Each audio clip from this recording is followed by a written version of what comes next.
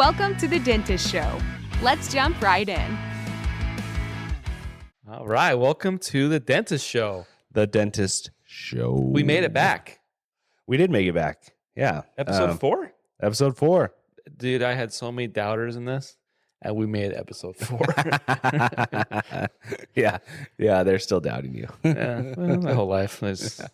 My wife just walked by and makes fun of me, so Yeah. I have a little self-confidence. Yeah. But we keep plugging along. You just want her to love you, right? Yeah, it's just like, be proud of me. Do some cheers. Yeah. Like, you got this, Chase. Yeah, that's the secret to Chase's success is actually he just wants to be loved. He's just looking for affirmation somewhere. That's right. Actually, I'm very much loved from my family. Yeah, he's got a pretty good family. Wink, wink. No. Yeah.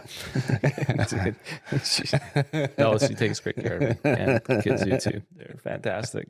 Well, in this episode, we are going to learn the 8 lessons we've learned on our journey to 20 million in revenue. That's a lot of revenue.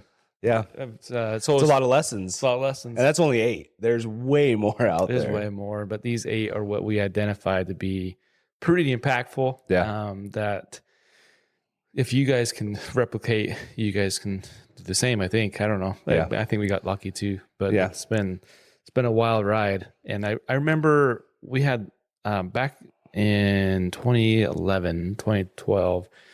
He's probably listening. I don't want to say names, but we had a consultant guy that kind of sold practices and then tried to coach you after. Yeah. And I remember him like taking me at lunch, like, well, let's write out your goals. Because I said something like, well, I want to have like a $2 million company. And he's like, he didn't even blink. Yeah. He said, well, that's obvious. That's going to be done. Yeah. What else do you want? I'm like, well, then it'd be better if it was 3 million. He's like, okay, write it down. Like it was so empowering that he didn't even he didn't question my ability. So you guys know my first practice I bought was a failing practice. It was doing like 425,000 in revenue. And that was it. Just crushing it. Just tanking. In the opposite direction. The bank repossessed the practice and sold to me because a guy checked out. He had a lot of issues. Yeah. And so the bank was happy to sell it to somebody to get some money out of it. Anyway, so that was the first or second lunch out with this guy. He's like, okay, that's easy, dude. You got this. Anyway, so then when I remembered years ago, 6 years ago, we set new goals and it was 20 million revenues. Yeah. And we thought that'd be the stretch. Yeah. And here we are. 2024. We're right there. Next year will be surpassed that would be 23, 24 million. So yeah. Here we are. So set these. So I mean, it should have been optional. Yeah. That should have been set some freaking goals. Maybe it's the bonus 9th lesson we learned. We started with. Yeah. It just came to me how all this kind of came about was just one is having goals and writing them down and visiting them often and then letting other people know, even though they might be scary. I kind of have this big goal. Yeah. And you'd be surprised by the confidence you get from other people, except maybe your wives. They settle down. Calm down there, shooter. Just provide food for the family. Yeah. But other people are like, dude, your skill set's way bigger than that. Why don't you look bigger? And so anyways, that's where it all began was a little office in Chandler, Arizona. We did 450 in revenues and it doubled the first couple of years on itself. And then here we are 6 practices deep with about 20 million revenue. Yeah. And so these are 8 lessons. I think it would be best if we kind of skim through them. We have a PDF we generated with more content and we'll take each topic in the future to discuss each topic more in detail. Yeah, in more detail throughout some more the time. podcast and some and story really behind them. Yeah, dive into more of the action of how to do some of this. Yeah. Yeah, this is basically your overseeing or over the thoughts, general thoughts on each of these topics. And anyways, go ahead. No. Well, the first one is that you can do it. I mean, we kind of alluded to it earlier, but you can do it. Anyone. That's the thing that I found when I meet guys that are uber successful. It's there's normal guys and they just got lucky and they took advantage of the luck and ran with it. Yeah. And they're not these, besides Elon Musk, who's done it with 4 or 5 different companies. The guy's insane. And I'm sure there's people like that. Most of us are just normal people and all about the similar abilities. And some of us get a little lucky and we just are ready to go. with that luck. Do you think it's luck though, or do you think it's being ready to go at the right time? Yeah, no, 100%. You know what I mean? No, I think it's 100% luck. Yeah. And we all get that. I think everybody gets a chance at luck. And some people just sit there and see the opportunity and they talk themselves out of it. Yeah. And some people like, this is what I've been looking for. I'm going to go 100% in. And some of us go like, I'm going to tiptoe in to this luck that's come my way. Okay. Yeah. So like, for example, like Chandler, I feel like I got lucky to purchase it. Yeah. Nobody else wanted it. It sat there for 6 months and nobody wanted it because there's only $450 in revenue. So there was a little luck there that came open. And at that time, they had the website or domain chandlerdental.com. And that's when the SEO that's probably stuff worth about it. So there was luck that came my way. Like I couldn't have worked hard to get that. And then I took it and then took the advantage and just ran with it. Yeah. You know? So maybe the opportunity was the luck, if you will. Yeah. And the fact that you were willing to do it was it's just like the right time and the right place. Yeah. So it's kind of like I call it luck, maybe you call it karma, maybe you call it whatever you want, God. I call it opportunity. But then you're just ready to go. Yeah. And so I think more successful people I meet that do much more than me, it's usually like, oh dude, you're just a normal dude. Like you have no special powers. Like you're just, even if you're doing $100-200 million in revenues or your company's worth that, you're just like me, and you might have less skills than I do, and you might have more. And just like you, so if the point is that you can do it. Yeah, there's actually somewhere it said that like, in the dental world, like A students are going to be great researchers, B students are going to be amazing dentists, and C students are who they're both going to be working for. Right. It's because to a certain extent, I think you got to be dumb enough. Yeah. And I don't mean like stupid, like ignorant. Not ignorant. No, but is like ignorance. Maybe it is. Yeah, it is. Maybe, ignorance. maybe not stupid, but ignorant. That might be the right way. It's like to not understand that it is going to be really hard to do it. Yeah. So you just like do it. Yeah, you just go for it. You just go for it. So that's, I think is number one, you can do it. If Chase and I can do it, you definitely can do it. Yeah, we are below average. We are definitely below average. Yeah. So you can do it. Just have faith. Like I said earlier, if you write it down, make it known that that's what you're going for. You'll be amazed. Like opportunities arise. 5 years later, I actually hit my goal. I wasn't even trying for it. Yeah, like I was trying for it, but so you put it out into the universe, say it to people and then it'll open up more and more luck or opportunity to make those goals happen. Yeah, just take advantage of that when it comes your way. Yeah, just advantage of those opportunities of luck. Strike. Yeah, that's right. So that's one. The second one is take care of the patient first. Yeah, I think that's something that's really, really easy when we're in dental school and stuff to like, oh yeah, of course, duh. We're going to take care of the patient first. Right. But then all of a sudden you're in your senior year of school and all of a sudden I just need this freaking crown so I can graduate. Right. So you start like thinking about things in a little different way. And then you get out and if you buy a practice, now you've got the financial side of it. You've got your team that's dependent on you. You got your home life. Yeah. Right. And so what does take care of patient first mean to you when you take all those kind of considerations into? Well, anytime I try, and we all go through phases too. And anytime I go through like what I could, for like simplify it, this can be a filling and I could do a crown. Yeah.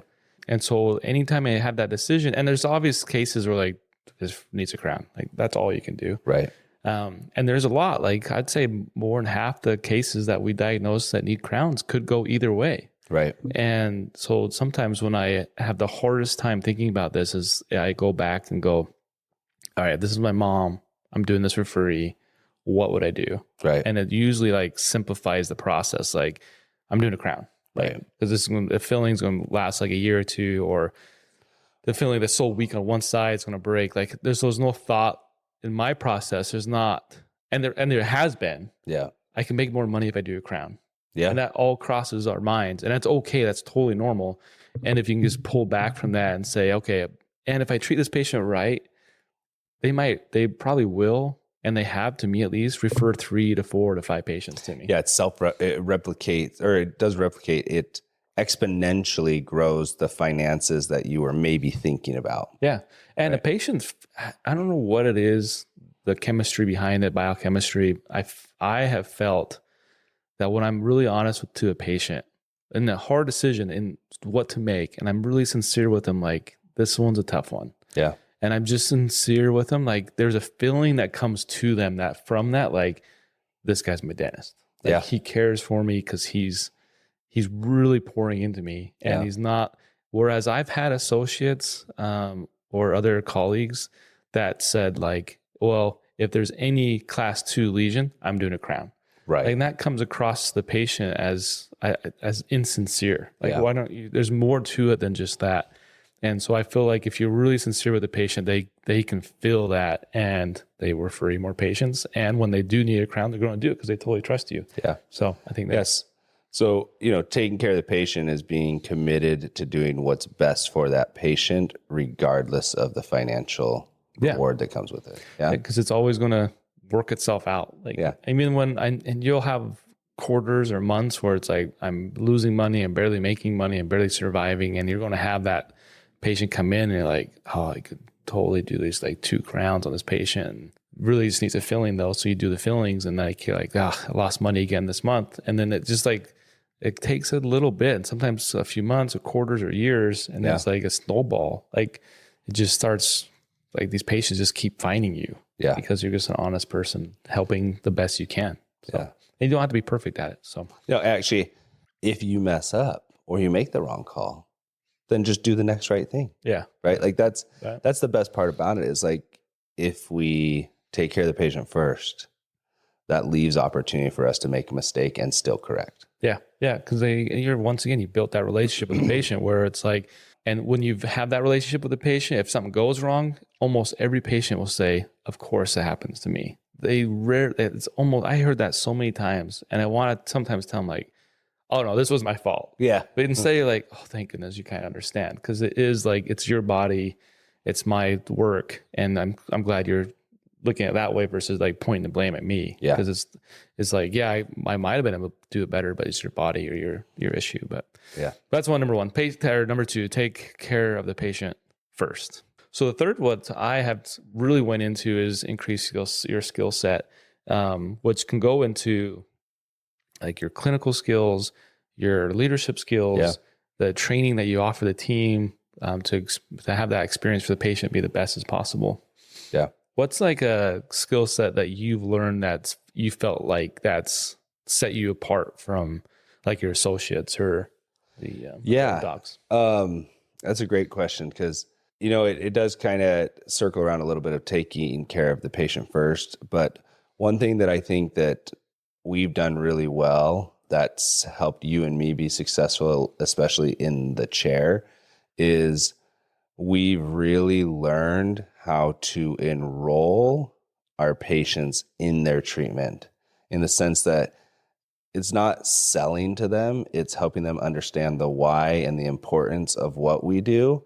And that's something that I learned early on in my career, that, like, be honest with your patient, tell them the why, help them understand the why, and then tell them what they stand to lose. And then all of a sudden they're like on your team. Let's get this taken care of. So impactful. That'll help drive your case acceptance like crazy. Yeah. I totally agree. For me, I think how it all started is I had more time.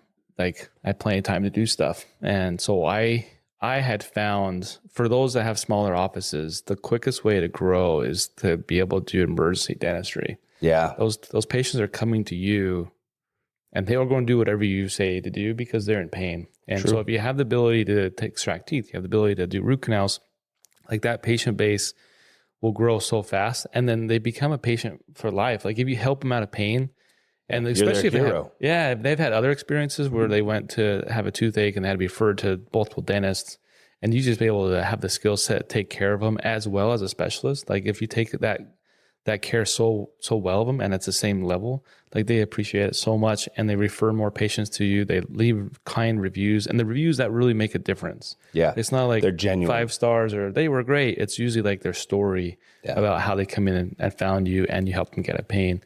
It's so if you're a younger dentist, go get some really good CE. And if you need some help of who we went to, because I spent a lot. I actually finished my requirements for my MAGD. So thousands of hours of CE, and I know some great providers and I know some bad ones to not go to. Don't waste your money, but there are some great people out there to help your skill set, if not in that specific clinical route. I actually think that's a great point to make. And I support that. Is like one thing that I learned actually when I came and worked with you initially was like, you helped me learn to do, or at least where the confidence in my back pocket that I needed to go out and start an endo on a patient that's in pain, or start an extraction that maybe I'm not as comfortable with, but we can work through it. And so, I mean, Spokane Family Dental up in Spokane, Washington, it exists today because of emergency dentistry. Yeah, what crazy. Right? We went through COVID and like right after buying, and it could have easily shut the doors and never looked back. And how many patients just stuck around because you took care of them? So that's such a great skill set, and it's not for everybody.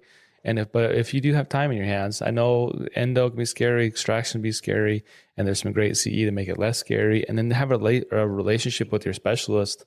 Say like, hey, you take care of my patient, even though I started root canal, and 100%, they're like all in. They love helping us out. So anyways, if you have that conversation with them. Yeah. So number 5, know your numbers. Know your numbers. So when I started my practice, my James Heaton, actually, I believe, told me that they started, or actually, let me take 2 steps back. He bought in with a partner. So he bought a practice partner, and his spouse did the bookkeeping. And so James asked if his spouse could do the bookkeeping so they understood the numbers. And it made so much more sense to me. Like, they'll know everything that goes in and out of practice. So we got in that granular level with my father-in-law's accountant. So he helped me get things set up and going. And you really understand the numbers of what matters and actually the numbers that don't matter. And so if you identify the KPIs that matter, you can really hone in on them, focus on them, and see how they improve. If they look really good, that feels good. If they look bad, that feels bad. So if you can focus on those 5 or 6 KPIs that are important to you, and we'll have another podcast that dives more into the ones we track. That would be. So for someone that doesn't know, what is a KPI? Yeah, it's a key performance indicator. Thank you. Yeah, so it's a lagging one. So a KPI is typically something you measure after it's been done. Yeah. So it's not as impactful as like a leading indicator where you're trying to like change a future thing. KPIs are generally a background, like how did we do, not how we want to change it moving forward. And the quicker you can get those KPIs, the quicker you can respond and make the corrections necessary. So I would like to clarify, just since we're talking numbers, this is number 4. Number 4. Number 5 is next. Oh, number 5. Yeah, see? I'm not very good at numbers. Actually, it's my strong suit, but I can't read very well. Number 5 is new patients solve a lot of problems. Yeah, they definitely do. And the front team, just so you know, the secret, your front office team do not love new patients. Yeah, they're harder. They're more work. They cause a wrinkle and an unknown to your office. Because that new patient you get some crazy people. Whereas your patient base, like they know you, they know your systems and stuff. Was that new patient coming in, it's a wild card. Yeah. And then you have to figure out their insurance. They might need nothing. Their expectations are so different. So you got to really key on those. And so just that's just the secret. The front office don't always love new patients, and new patients solve so many issues. Like they're so like, especially if you really pour into your team with trainings, those new patients, like they can accelerate that growth so much. Yeah. I mean, the same reasons that increasing your skill set and being able to do emergency dentistry, if we're able to get those new patients in, right, that'll solve so many problems. And then if we can open up the opportunity for patients to come in on a positive note, right, now you're helping people and getting new patients from both directions. And if you can help your team understand why that's good for everybody, then it'll just help that growth continue and excel for sure. Look, definitely key to every office that's grown to more than 2 or 3 million revenues is look at the new patient count. Yeah. If it's over 100 or so, it's like, well, it's just a matter of time before that's a $4 million business. So new patients solve a lot of issues. So even if your numbers are terrible, you get increase your new patients. Eventually all your numbers look better. So that's number 5. Thanks for correcting me. That's okay. 5. Number 6, though, recruit A players or look for the best team that we can possibly have, both on the doctor side and the rest of the team members. So assistants, front office, hygienists. This is one you hear so often is be quick to let people go when they're not, when you know they're not a cultural fit. Yeah. How fast someone can destroy your practice and you not know it is so damaging to companies, especially when it's a small business. One of my biggest downfalls is how empathetic I am for the team, and I can put myself in their shoes.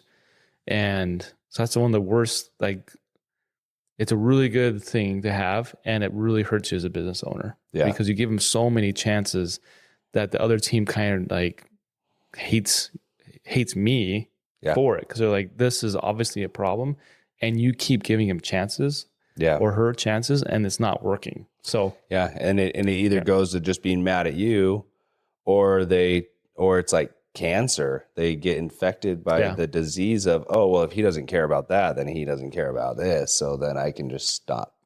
Stop doing it. And now you have someone that you don't want on your team, or the team doesn't want him on the team, and you're trying to recruit and attract new team members, and you have this person on there that nobody likes. Yeah. It's once again, I don't know what it is. It's that feeling when people come to the office, it's like, oh, this is different. This is like, I feel different here, and they want to be a part of the team. And when you cultivate that, like, a lot of offices have a hard time finding doctors or hygienists. I get asked monthly if we're hiring for hygienists or doctors to be part of our team. And that's just the culture that you make. The word gets out, like, they take care of their team, they love it there, or our team members talk about us, even though we don't. Like, I know one office up the road pays their team members for like a reimbursement if they get someone hired. The con of that is the whole team hates working there, and they keep doing it because they get $500 to recruit people to come in. And it's like, you guys are that is so evil to me, that you guys are recruiting team members to come work in a place that you hate. You hate the owner. He's a jerk. And you guys keep getting paid $500. Like, your friendship's worth $500. Like, come work over here. We hate it, but I get $500. Like, that is so evil to me. Yeah. And I think it's like a future failure for sure. Yeah. That's like unfortunately the worst way to use money and bonuses. Oh my gosh. Like, and we can dive into that on a whole nother podcast, but like, do bonuses actually work, or do they just create more? Well, that one is a bad one for sure. And I was going to say, we know for sure that's a bad bonus. So negative, guys. But so that's it. So recruit, attract people that you want to work with, and be quick to, like, we all make hiring mistakes. It's not, you don't have to be perfect. Like, basing your team on one interview is crazy. Yeah. We have to do it. And so don't feel bad that it's not a good fit. Just be okay and be open with them. Like, hey, this is hard for me to say, and I don't feel like you feel like you're part of our culture, and we kind of feel the same way. How do you feel? And it's usually like, I don't like it here. So most of the time it's a mutual separation, and even if it's not, ultimately that person probably wasn't feeling good being there. So you're freeing them up to go do something they'd rather do anyway. Yeah. So 100%. Okay, what's the next one? The next one is keeping your word or integrity. Yeah. And this is, when I thought about this one, this is mostly for our team. We obviously keep our word to our patients because they're paying us money. And what I found when team members come work for me from another dental office, it's a lot of times he promised X or Y, or she promised X or Y, and he didn't do it. Like, we hit the goal, or he promised this trip, or he promised this. I hear this one all the time. He keeps talking about a 401k, and it's been 4 years. Right. And he's never done it. Or he keeps talking about health insurance, and they still haven't done it. And so it's like, you keep promising things to him. I know it's cost money. Yeah. So be careful what you promise. And then if you do it, then you just got to make sure it does happen. when you keep your words and integrity, that becomes the culture of the office, and they can rely on you that at least you do what you say you're going to do. They might not like you as a person, or they might blame some of their personal problems on you, but at least you're the type of person that's like, I'm this and I'm always this. You can be reliant on I am this. Yeah. And I think keeping your word / integrity. So being in integrity isn't just saying the thing or doing the thing you're going to say. It's like you said, it's like being who you are at all times. Yeah. And so that your team can trust that even if you're a jerk, right? If they can at least count on you being a jerk all the time, right? Now that's the worst scenario, but just live in you so that everyone around you can count on that. And then our last but not least of the 8 lessons we've learned on our journey to 20 million in revenue is teach others in order to replicate yourself. Oh man.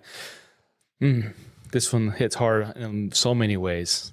For the first story I'll start shortly is I have a close friend, been trying to help him be happier with his career choice. Right. And it's like glaring, like everybody knows you need an associate. You're just too busy. Right. And it's so selfish too, because some associate wants a job in a busy office. Right. Like, and it has a cool boss and stuff. And it's so glaring. And the number one reason he won't is because their dentistry is not good enough. Yeah. And it's just like, how do you know? You haven't hired them yet. Like, right. Well, so I take a step back. He's hired one and their dentistry wasn't good enough. Yeah. And so he let him go, or her, I don't remember either way. And it's like, okay, so your study is of one person. Yeah, that sounds like anecdotal evidence. Yeah, it's like, come on, like you try it once, and they're only like, and sometimes when they are newer grads, like you just need to help them a little bit. Yeah, and they will get it. It's one of the greatest fulfillments in dentistry is when you're helping someone do something really well. They came in as like a B or C dentist and they're leaving as like an A, or they found like a passion.